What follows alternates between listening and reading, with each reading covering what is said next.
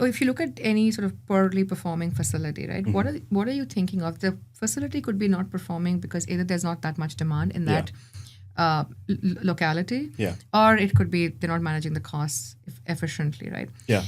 Demand is not something you can really solve for actively, but you could, of course, add IOP, PHP, and some of the other programming and increase demand. How do you think through of all the assets that might be not performing so well in mental health, Joe, the thesis in terms of what is my sweet spot in terms of these are the kind of companies you want to go after?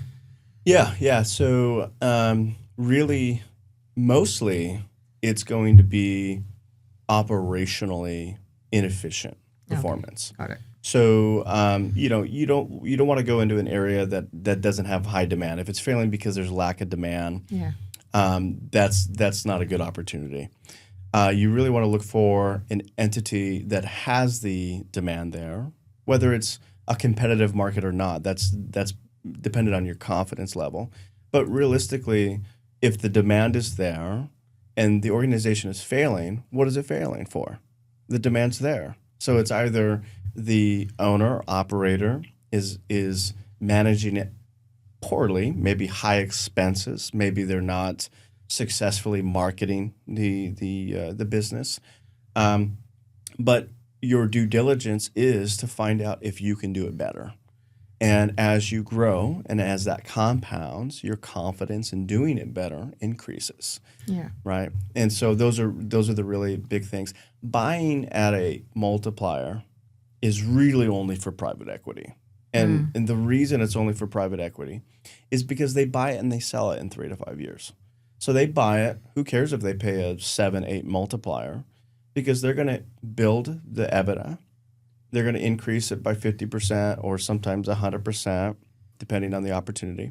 And then they're going to sell it for 8 multiplier in 5 years. So they're going to make their money plus 50%, 100% in that 3 to 5 year period.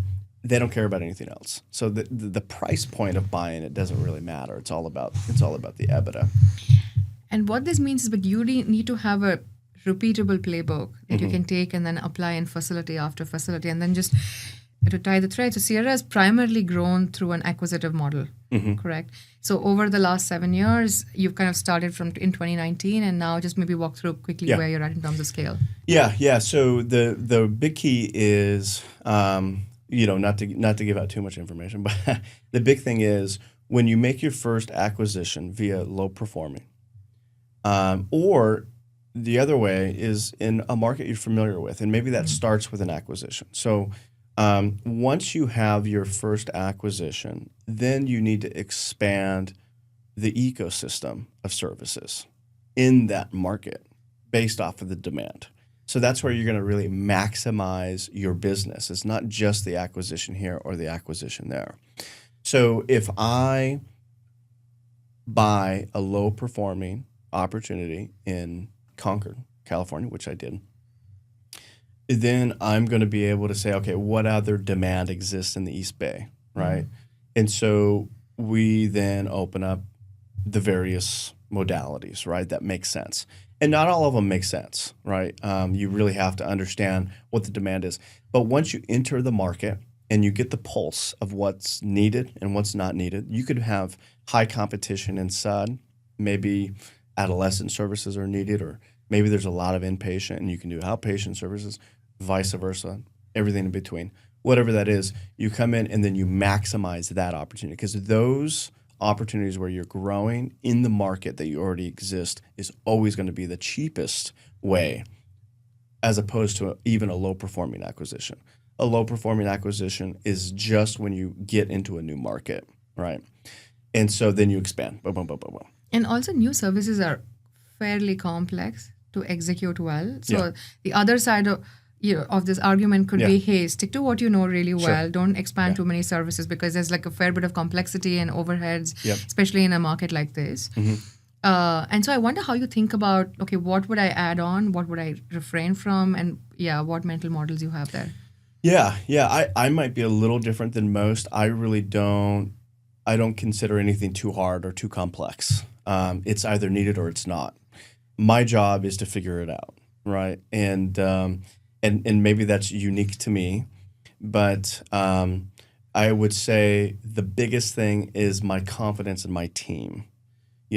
I myself am not a physician. And, I need to make sure I have good physicians working for me, right? We have an incredible team that's very experienced. And so it's all about that stepping stone, and it's that balancing act. And when I say do that low performing acquisition and then grow based off of the demand, of course, you have to be able to do a really good job of that demand, right? And that is the precursor to that. And that might be as simple as recruiting, a team member or two in order to get it started. But you do that after the acquisition is then successful. So you open the low performing acquisition, you do it well, and maybe that takes a year or 2 years. And then you figure out what the temperature is and grow from there.